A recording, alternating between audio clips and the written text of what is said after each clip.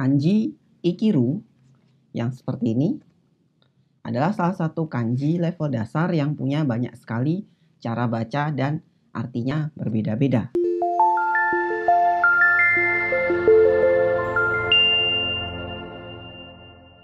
Kali ini saya akan memperkenalkan kanji Ikiru ini dengan beberapa cara baca baik onyomi maupun kunyominya. Kanji Ikiru ini sebenarnya punya arti hidup atau lahir atau bertunas, ya intinya yang berhubungan dengan kehidupan. Biasanya seperti itu artinya. Dan kanji ini ada di level N5. Jadi ini kanji dasar yang wajib sekali untuk kita pelajari sebagai pembelajar bahasa Jepang. Dan kemudian kanji ini terdiri dari onyomi dan kunyomi. Onyominya setahu saya ada dua, yaitu sei dan shou. Kemudian kunyominya ada banyak. Saya akan mulai dari onyominya dulu, yaitu onyomi yang sei. Contoh bacaan sei pada kanji ini bisa ditemukan pada kata seperti sensei, yang artinya adalah guru atau seorang master. Kemudian pada kata seikatsu yang artinya adalah kehidupan. Kata seikatsu ini adalah kata benda ya. Tapi dia bisa berubah menjadi kata kerja bila kita tambahkan suru di belakangnya menjadi seikatsu suru. Nah, artinya jadinya menjalani kehidupan. Ya. Itu seikatsu. Nah, kemudian berikutnya pada kata seibutsu. Itu artinya makhluk hidup. Kata benda, ya. Kemudian ada lagi gakusei, yaitu murid. Sama juga itu adalah kata benda. Kemudian pada kata seisang, yang artinya adalah memproduksi. Artinya produksi. Tapi bisa berubah jadi kata kerja. Jadi seisang suru, sehingga artinya menjadi memproduksi. Jadi seisang itu kata benda. Seisang suru adalah kata kerja, ya. Nah, itu adalah beberapa kata yang menggunakan kanji ini dengan bunyi bacaan sei. Itu onyominya. Kemudian onyomi yang berikutnya adalah shou. Beberapa kata yang menggunakan onyomi shou antara lain adalah issho, yang artinya seumur hidup. Kemudian ada kata tangjobi. Nah, di sini shou, cara baca shou itu berubah menjadi jou. Sehingga harap diingat ya, kadang-kadang akan ada kondisi di mana onyominya yang shou ini berubah menjadi jou. Biasanya bila bersebelahan dengan bunyi eng seperti itu ya. Misalnya pada kata tanjobi tadi. Itu kan ada en-nya, jadinya jadi jou di acara bacanya ya. Nangjobi artinya adalah ulang tahun. Kemudian berikutnya ada kata isshokenmei, yang artinya adalah dengan segenap tenaga ya. Itu merupakan kata keterangan kalau tidak salah. Itu tadi beberapa kata yang mengandung kanji Ikiru ini dengan bunyi onyomi, sei, dan shou. Nah, sekarang kita mulai ke kunyominya, yang mana ada banyak sekali ya. Dan semuanya ini cukup sering muncul dalam ujian ataupun dalam percakapan sehari-hari. Jadi harap diingat. Pertama saya akan mulai dari kata ikiru dulu ya. Ini onyomi. Ini kunyomi. Saya mulai dari kata ikiru dulu. Kanji ini akan dibaca ikiru bila dia bersebelahan dengan huruf hiragana ki dan ru. Oke. Jadi bacanya ikiru. Kata ikiru ini termasuk kata kerja golongan 2 model intransitif. Dan kata ini artinya adalah hidup. Ya. Misalkan contoh kalimatnya silakan lihat. Ikiteiru kagiri watashi tachi wa hatarakanakereba narimasen. Nah, misalnya seperti itu. Selagi hidup, kita harus bekerja. Nah, itu bentuk dari kata ikiru ya. Kanji ini dengan huruf hiragana ki dan ru. Kemudian kata berikutnya adalah ikasu. Kanji ini akan dibaca ikasu apabila dia bersebelahan dengan huruf hiragana ka dan su.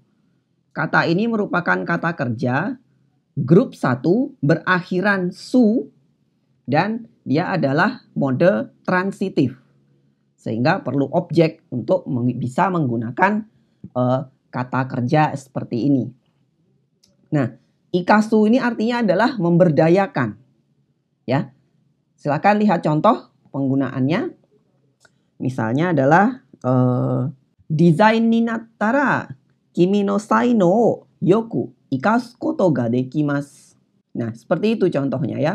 Dalam hal desain, kemampuanmu itu akan bisa diberdayakan. Nah, bakatmu itu akan bisa diberdayakan. Seperti itu penggunaan kata ikasu misalnya ya. Kemudian cara baca yang berikutnya adalah ikeru. Kanji ini dibaca ikeru bila bersebelahan dengan huruf hiragana ke dan ru.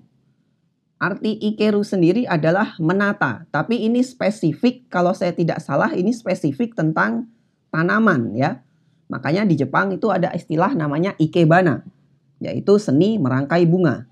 Nah, kata ikeru ini adalah kata kerja grup 2 dan dia adalah mode transitif. Kemudian contoh kalimat yang bisa menggunakan kata ikeru ini misalnya adalah kanojo wa hana o kirei ni iketa.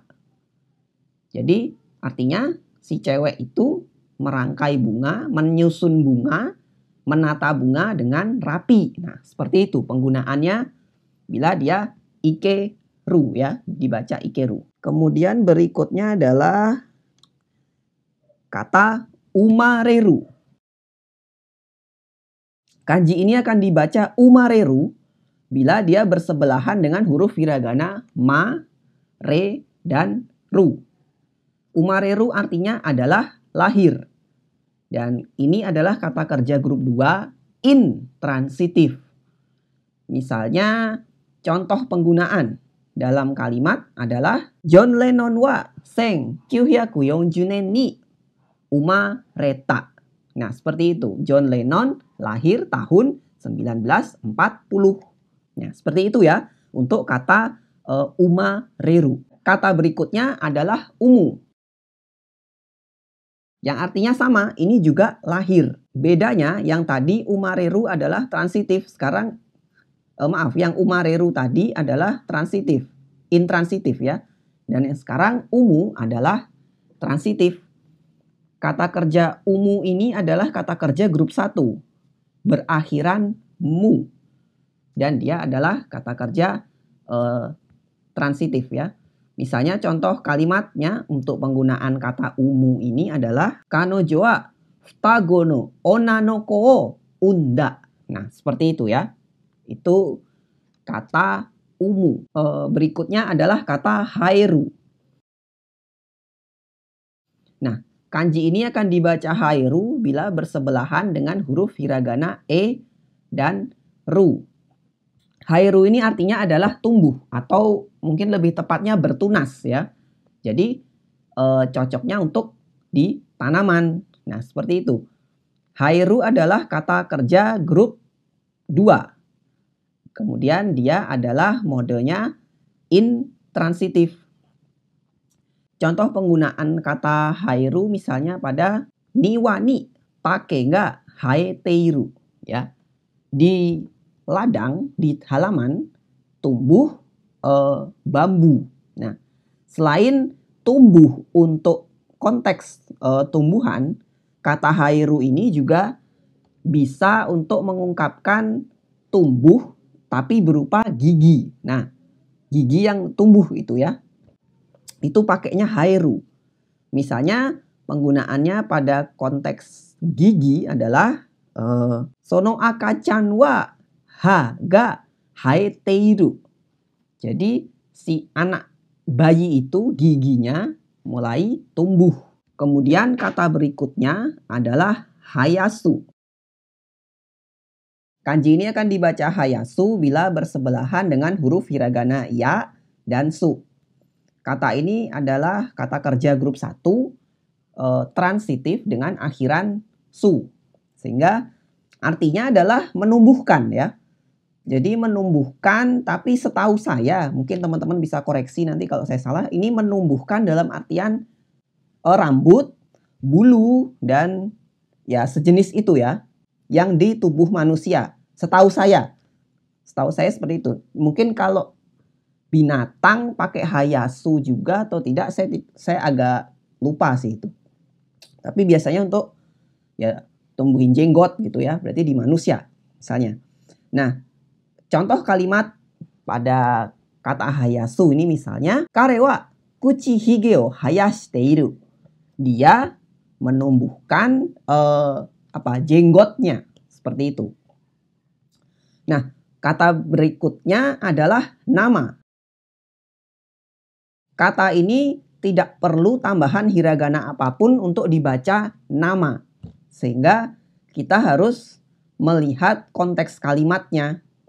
Tapi biasanya huruf kanji ini ketika berdiri sendiri dan diiringi hiragana no. Nah, pada saat seperti itu biasanya kata atau cara baca nama ini akan dipakai. Kata nama ini sebenarnya ada yang bilang dia masuk kata sifat, tapi harus diiringi hiragana no. Artinya adalah mentah ya. Mentah, belum matang, belum masak. Nah, seperti itu. Contoh kalimat dengan kata nama ini misalnya, nama no sakana wa watashi no kuchi ni wa aimasen. Saya tidak bisa makan ikan yang mentah. Nah, kurang lebih seperti itu. Baik, itu tadi mengenai beberapa cara baca huruf kanji ikiru ini ya. Ongyominya setahu saya ada 2, sei dan shou. Kemudian kunyominya dia yang banyak dan artinya beda-beda. Nah, poin pentingnya di sini adalah saya tidak akan bosan mengingatkan untuk kalian perhatikan hiragana apa yang mengiringi huruf kanji itu. Karena di situ bisa membantu untuk mengelompokkan kata sekaligus membedakan konjugasinya.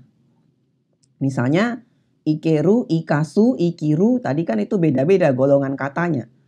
Sehingga kalau misalnya itu dibikin bentuk T tentunya akan berbeda-beda juga. Nah, seperti itu maksudnya ya konjugasinya. Kemudian hanya karena kanji ini adalah level N5, jangan dianggap remeh. Karena menurut saya pribadi kanji level N5 itu hanya gampang ketika ditulis saja. Tapi begitu dia dibaca di level atas, kanji-kanji ini biasanya akan dibaca dengan cara-cara baca yang khusus-khusus tadi ya, yang lumayan banyak tadi.